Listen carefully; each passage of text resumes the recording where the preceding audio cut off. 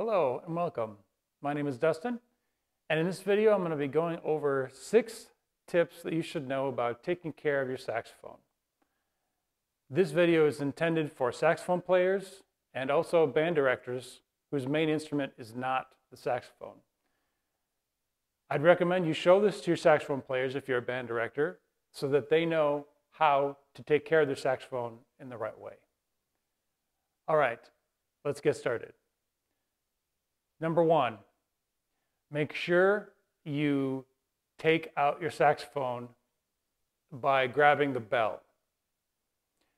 So you'll notice that the bell is the only part of the saxophone that doesn't have a lot of keys on it. And so that's the part that you grab when you're taking it out of the case. So you want to grab it firmly by the bell and take it out of the case. You can also put another hand on the bow of the saxophone until you get the neck strap on. But you should always grab it by the bell very firmly and not by the keys. Number 2, when you are putting your saxophone together, before you put the mouthpiece on, it's important to put cork grease on your cork, especially if you've got a brand new saxophone with a brand new cork, or if you've got your cork on your neck replaced. This is a very important step. But a lot of people don't put the cork grease on the cork the correct way. I'm going to show you the right way to do this. A lot of people put on their cork grease by just putting it on the cork like this. And then they put the mouthpiece on, and it is pushing the extra grease all the way to the end if you do this. So it's important to incorporate that grease into the cork. What you want to do is put it on just like you did before, but then use your fingers to incorporate that grease into the cork. This way, you won't have to spend as many times putting grease on the cork and getting it incorporated before you put your mouthpiece on, and it goes on slick. So make sure that you put on your grease, but then you incorporate it in with your fingers. That way, the mouthpiece will go onto the cork and it won't push as much of the grease that you just put on off of the cork. Number 3, make sure you put the mouthpiece onto the neck before you put the neck on the rest of the instrument. The reason that we do this is because if you put the neck on the saxophone first, and then you try to put the mouthpiece on the neck, chances are, especially if this is a brand new cork, when you put the mouthpiece on the neck while it's already attached to the body of the instrument, you're putting a lot of pressure on that neck, and the pressure is going right here in this neck tendon. And over time, you can put so much pressure on this neck tendon that it can bend, and if it bends, it can cause a leak right here.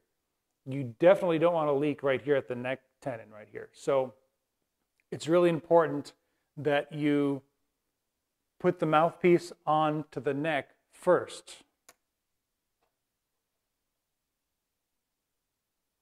So put the mouthpiece onto the neck first, and then put this entire assembly onto the body of the instrument. If this were to get bent and this were to cause leaks, this would probably be a pretty costly repair. So this will save you a lot of money in the long run if you do this properly. So always put the mouthpiece on the neck first, then put that on the rest of the body of the instrument. Number 4 and number 5 are very similar to each other, but I'm going to explain them separately because they're both very important. Number 4. So you are playing a lot, you're practicing on your own, or you're playing a gig, and you need to take a break for a while and come back to it later, maybe in half an hour or an hour or so.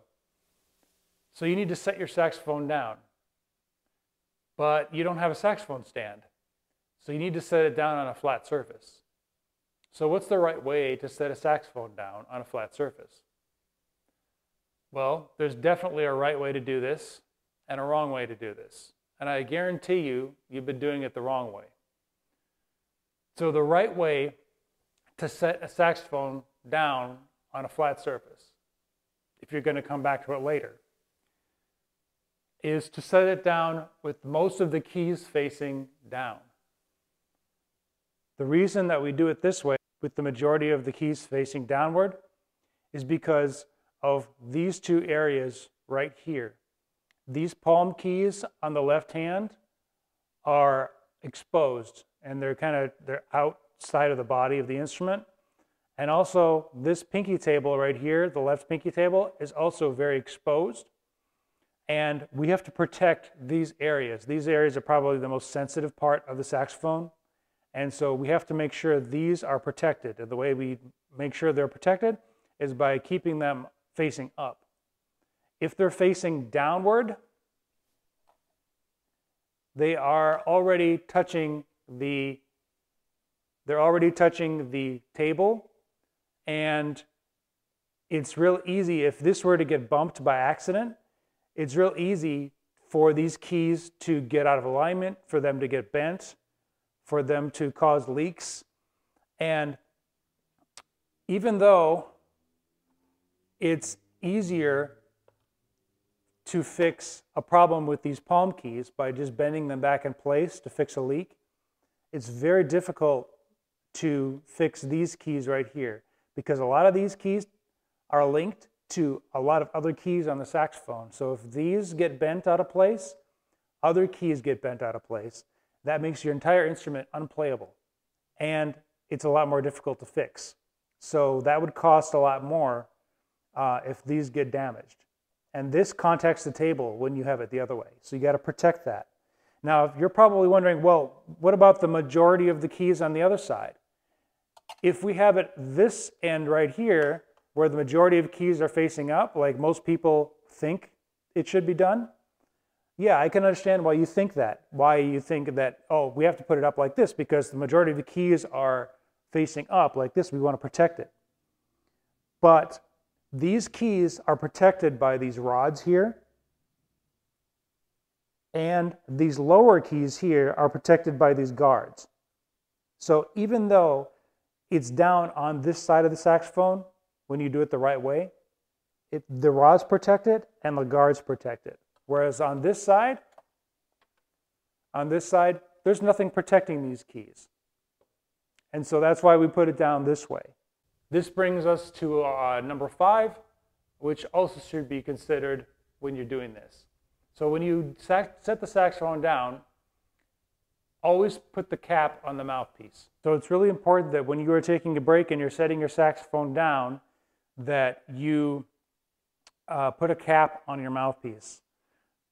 This cap came with the mouthpiece, and every mouthpiece comes with one. And the cap serves two purposes. The most important is by protecting the reed and the mouthpiece. So I'm just going to carefully put this over like this. And doing that while it's resting right now will protect the reed and the mouthpiece. If this gets bumped, it'll protect the reed from getting chipped. It'll protect the mouthpiece from getting damaged. Especially when it's on a flat surface like this. Even if you have the saxophone on a saxophone stand, you always want to put the cap on the mouthpiece and reed when you take a break, when you leave, if you're coming back to it. This also serves another purpose. When you come back to it later, this cap does a great job of retaining moisture on the reed. So if you are coming back in about half an hour or so, you'll notice that your reed is still wet, so you can play it after that. If you didn't have this cap on here, and provided that it's not chipped or anything when you get back, that reed is going to dry up pretty quickly. But using this cap will trap the moisture in here a little bit better so that when you are coming back to play, it retains that moisture on that reed. So you can actually play it when you come back. And finally, number 6. This is probably the most important of these 6 tips that I have for you. And I got to be honest with you, a lot of people skip this because of being lazy. But I know that from watching this video, you guys are not going to be lazy, and you're going to do this from now on. So when you put the saxophone away, when you're putting it away in the case for next time you play, it's extremely important to take off the reed from the mouthpiece every single time you're done playing. If you leave it on the mouthpiece like this, and you get lazy and you put it in the case, moisture will get trapped here, and inside the mouthpiece will be green mold. And you're getting that into your system. You're actually breathing that into your system. And I've seen it before, that green stuff, because people are lazy and they don't want to take their reed off and they don't want to reset it the next time. It doesn't matter if you're playing the next day or if you're playing in a few hours from now. Always loosen that ligature, take that reed off, put the reed off in its own individual case, and then I would clean out the mouthpiece. I always clean out the mouthpiece and the inside of the neck every single time I'm done playing. But if you don't do this, guys, you're going to see green mold in here, and you're going to see mold on the inside of this reed right here too. So do yourselves a favor, don't get lazy, and take that reed off of that mouthpiece every single time you're done playing. All right, so those are the 6 tips that I have for saxophone players and taking care of your saxophone and maintaining it. I hope that you take all these things seriously. I hope you really follow these things to a T every single time you start playing your saxophone. Show this to saxophone players you know. If you're a band director, show this to your saxophone players. You'll benefit from knowing how to take care of your saxophone in the right way. So I hope this was helpful. Thank you for watching, and we'll see you in the next one.